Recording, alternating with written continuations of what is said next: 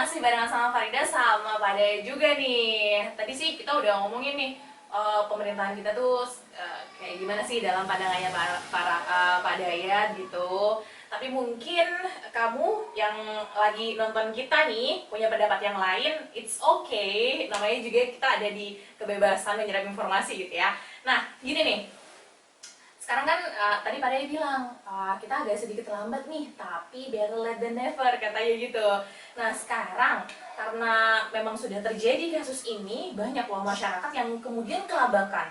Kemudian mereka itu kayak mencari sesuatu untuk melindungi diri mereka sendiri, untuk mengamankan mereka sendiri. Bahkan sampai ada istilahnya yang penimbunan masker lah, hand sanitizer kosong di mana-mana karena mungkin mereka merasa takut gitu, merasa takut coronavirus ini menyerang gitu.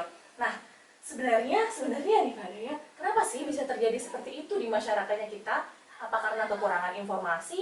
Apa karena memang kekhawatiran yang berlebihan? Atau karena mereka menyerap informasi yang salah? Ya, banyak variabel dan banyak faktor yang kemudian membuat situasi ini akan menjadi seperti itu. Di samping tentu saja pasti akan ada orang-orang yang mengambil keuntungan daripada situasi ini kan, dan itu sudah ada yang pernah diproses secara hukum oleh aparat kepolisian. Saya kira memang pemerintah sebagai penanggung jawab dalam memberikan pelayanan kepada masyarakat harus menjadi garda terdepan dalam konteks melindungi masyarakat, karena itu bagian dari tanggung jawab negara untuk melindungi seluruh tumpah darah kan, sekaligus mencerdaskan kehidupan bangsa. Nah, jangan sampai kemudian di situasi ini hoax itu menjadi sesuatu yang gampang untuk kita sebar dan kita cerna. Nah, karena itu mari kita banyak membaca sebenarnya virus ini apa namanya, seperti apa jenisnya, dan kira-kira pola penyebarannya seperti apa, dan apa kira-kira yang bisa membuat virus ini tidak begitu gampang menyerang orang per orang, karena kan dari sekian banyak penduduk itu juga tidak semuanya terinfeksi kan, dari terinfeksi pun tidak semuanya kemudian meninggal, ada yang sembuh dan seterusnya. Saya kira itulah yang saya sampaikan di awal, kita perlu bijak dan proporsional menyikapi ini, jangan sampai ada dampak sosial yang justru akan merusak kehidupan kita dari adanya virus ini. Ada ketakutan yang berlebihan. Ketakutan yang berlebihan. Entah itu karena mungkin informasi yang didapatkan, yang mereka kurang memilih dan memilah informasi mana sih yang benar, yang mana sih yang hoax. Ketika ada, wah di daerah ini udah suspek segini, udah masuk rumah sakit, itu kalau bahkan mereka takut, berburu masker dan berburu hand sanitizer. Wah, itu kebangetan sekali. Nah, masyarakat kita apakah sudah siap sih Pak Dayat menilai saat ini ketika wabah ini sudah ada gitu dan mungkin sudah dikhawatirkan masuk ke daerahnya kita, mereka sesiap apa sih untuk menghadapi ini gitu Pak?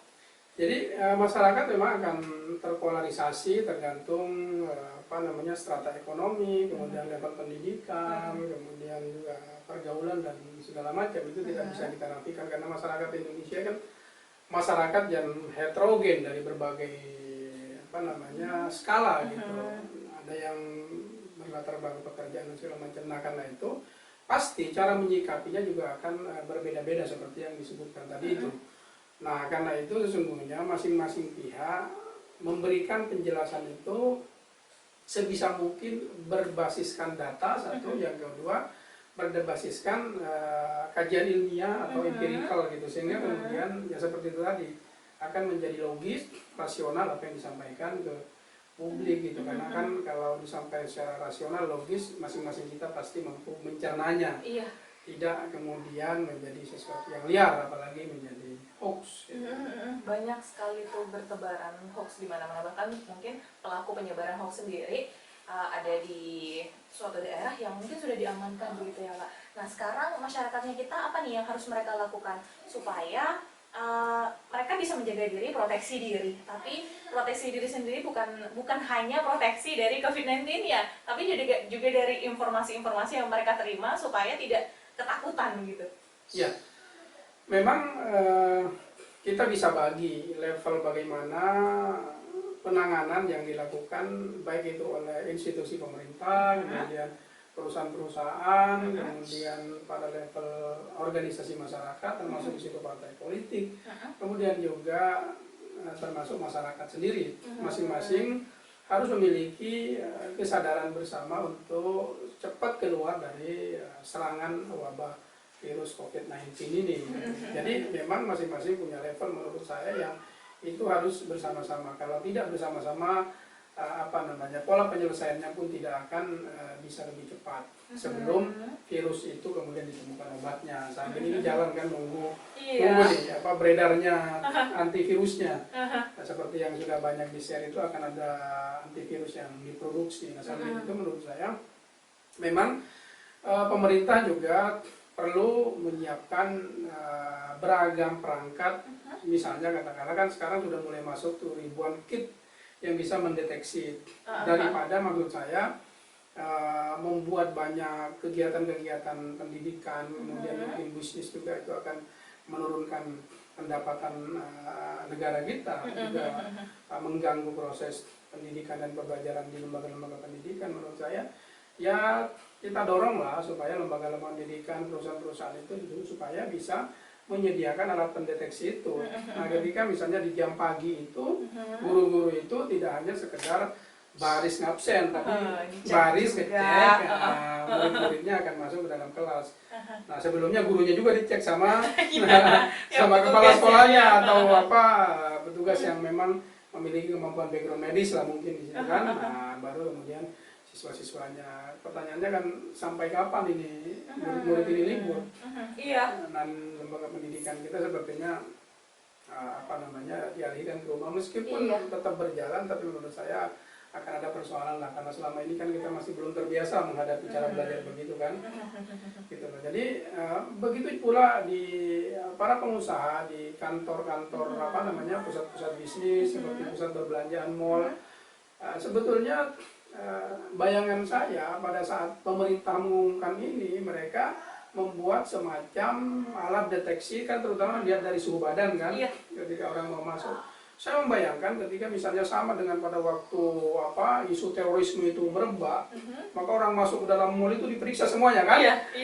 Saya membayangkan itu gitu loh. Apa yang menjadi salah satu atau beberapa indikasi awal orang itu kemungkinan suspek atau punya rentan kecenderungan itu diperiksa secara medis itu. Nah, sebelum itu juga perlu di pintu-pintu masuk pusat perbelanjaan itu disemprot dengan disinfektan ya, zat atau alkohol atau apa yang memungkinkan virus itu tidak masuk. Gitu. Nah, saya kira kalau itu dilakukan, kepanikan itu tidak akan terjadi. Sama dengan ketika kita menghadapi terorisme, orang biasa aja ketika ada teror misalnya, mall itu nggak ada yang ditutup, sekolah nggak ada yang diliburkan, karena memang kita siap untuk melawan terorisme itu dengan berbagai kegiatan-kegiatan yang masing-masing pihak lakukan. Gitu. Saya tidak mengerti kenapa kemudian tiba-tiba muncul yang pertama kali disasar adalah lockdown di bidang pendidikan gitu. Bahkan perguruan tinggi sekalipun yang tidak ada warganya yang suspek maupun positif juga ikut meliburkan proses pembelajaran di sana. Saya kira itu masih dalam konteks menjaga supaya memang tidak terjadi, tapi kalau ini akan terus berlarut-larut ini saya kira sudah berlebihan dan tidak proporsional. Katanya sih kalau misalnya di Cina itu sudah lockdown, terus di Korea itu ada deteksi massal seperti mungkin yang dibayangkan sama Pak Daya tadi ya, di mall ada, terus di pusat-pusat keramaian tuh ada deteksinya gitu, tapi kita tidak melakukan itu. Wah, kamu mungkin punya pendapat yang lain, bolehlah kasih pendapat kamu di kolom komentar, boleh seperti itu. Nah, apalagi kita bakalan ke segmen terakhir nih, kira-kira seperti apa ya langkah, kan kita sudah berjalan beberapa hari ini, 14 days yang stay at home katanya, yang kemudian ada informasi, masih keliling-keliling di pantai, masih ada di tempat wisata gitu. Nah, kira-kira apa nih langkah selanjutnya yang bisa diambil oleh negaranya kita, terutama oleh pemangku kebijakan. Masih bersama kami di Dakamulawa TV.